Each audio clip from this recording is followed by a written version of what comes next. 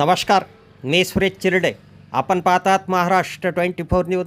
अयोध्या येथील श्रीराम मंदिरांच्या दानपेटीतील अपहार, गैरव्यवहार व देणगी चोरी घोटाळ्याबाबत दिग्रस काँग्रेसचे रघुपती राघव राजाराम सत्याग्रह. आज दिनांक 15 जुलै रोजी दिग्रस काँग्रेस कमिटीने अयोध्या येथील श्रीराम मंदिरांच्या दानपेटीतील शेकडो करोडोच्या चोरी प्रकरणी राजकीय वरदहस्त असणाऱ्या आरोपीवर कारवाई व्हावी याकरिता छत्रपती शिवाजी महाराज चौक दिग्रस्थित श्री हनुमान मंदिर येथे आरती करून रघुपती राघव राजाराम सत्याग्रह केला. यावेळी तालुका काँग्रेस कमिटीचे अध्यक्ष शंकर जाधव, दिग्रस शहर काँग्रेस कमिटीचे अध्यक्ष अरबाज धारीवाला, राजेंद्र सिंह चव्हाण, निलेश राऊत पाटील, विजय घाटे, अजय कांबळे, मुरलीधर कांबळे, मोहम्मद पप्पूवाले, जनार्दन महादेव किनवटकर यांच्यासह काँग्रेसचे कार्यकर्ते उपस्थित होते.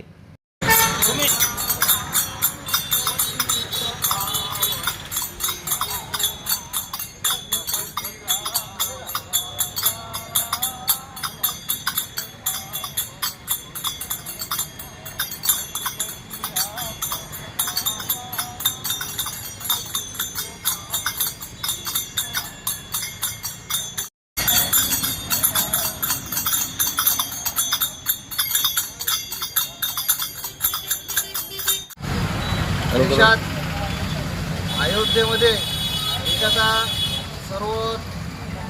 सर्वात पवित्र स्थान श्रीराम मंदिर अयोध्या येथील दानपेटी चोरी प्रकरणामध्ये त्या मंदिरामध्ये करोडो रुपयाचा घोळ झालेला आहे. आज केंद्र सरकार त्याकडे दुर्लक्ष करत आहे. आमची काँग्रेस कमिटीतर्फे मागणी आहे की ते एक आस्थेचा विषय आहे. तिथं निष्पक्ष अशी चौकशी लावून तिथं जे घोळ झालेला आहे त्याच्यावर एक SIT चौकशी लावून त्या आरोपींवर, त्या दोषींवर कारवाई केली पाहिजे अशी आम्ही विनंती करतो. राजेंद्र सिंह चव्हाण, यवतमाळ जिल्हा काँग्रेस कमिटी.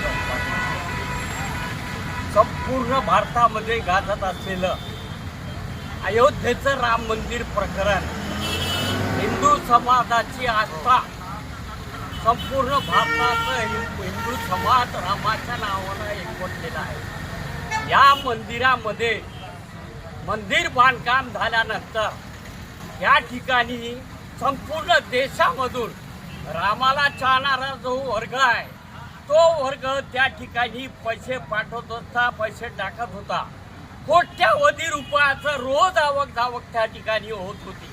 आणि त्या मंदिरामध्ये BJP आणि RSS यांच्या माध्यमातून रोजचे 10 लाख कोटी रुपयाचा त्या ठिकाणी अपहाराचा कार्यक्रम मागच्या 2 वर्षापासून सतत चालू आहे. आणि हे जे भिंग फुटलं यामध्ये पंतप्रधानाच्या अतिशय जवळचे व्यक्ती यांना त्या ठिकाणी सरकारतर्फे नॉमिनेट करण्यात आलं होतं. या व्यक्तीला त्या ठिकाणी त्या सर्व सूत्रधार म्हणून त्या ठिकाणी पोलिसांनी अरेस्ट केली. आणि शंकराचार्य या देशाचे एक तत्वज्ञानी पीठचे आहेत शंकराचार्य, त्यांनी सुद्धा आपल्या निवेदनात असं म्हटलेलं आहे की या ठिकाणी जे चोरी होत आहे हे देवाच्या नावानं चोऱ्या करत आहे. पोलीस सुद्धा हे गणवेशात जरी असले तरी ते RSSचे हस्तक आहे.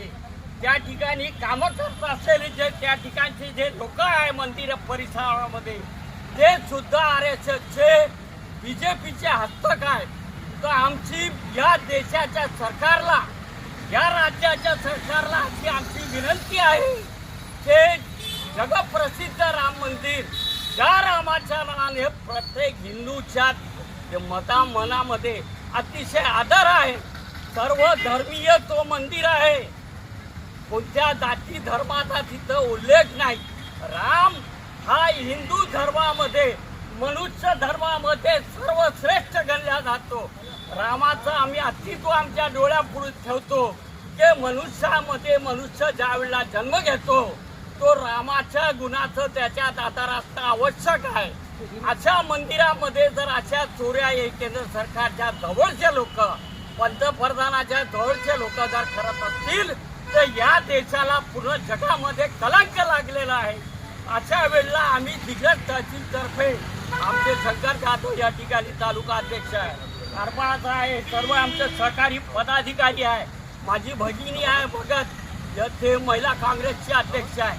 आमची सगळ्यांची एका मुखाने मागणी आहे की या देशामध्ये जे अराजकता माजून राहिली, लोकशाहीला काळे माप असण्याचं रात्रंदिवस काम होत आहे, या सर्वांची चौकशी करून या देशाला, संपूर्ण हिंदू धर्माला, देशात राहणाऱ्या लोकांना या केंद्र सरकारने न्याय द्यावा.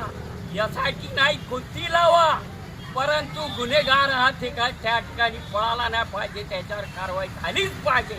म्हणून काँग्रेसच्या वतीने मी त्यांचा जाहीर निषेध करतो.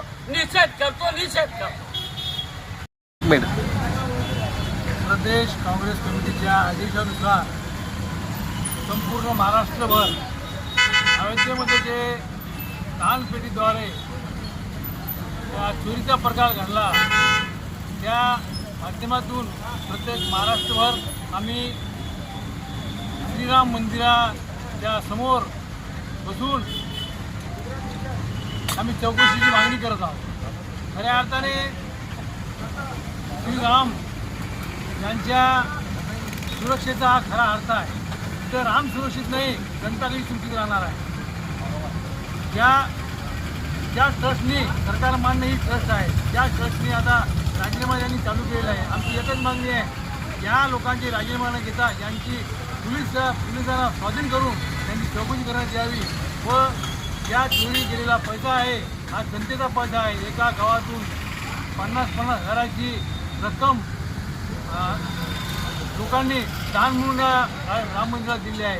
ही रक्कम या जनतेची आहे, ती वसूल करून त्यांना दंडात्मक कारवाई करण्यात यावी एवढं बोलतो आणि थांबतो. अफजल खान, ऋषिकेश हिरासह मी सुरेश चिरडे, महाराष्ट्र 24 न्यूज, दिग्रस, यवतमाळ. आमच्या पुढील बातम्याचे अपडेट पाहण्याकरिता आत्ताच आमच्या चॅनलला सबस्क्राईब करा व बेल आयकॉनवरती क्लिक करा. धन्यवाद.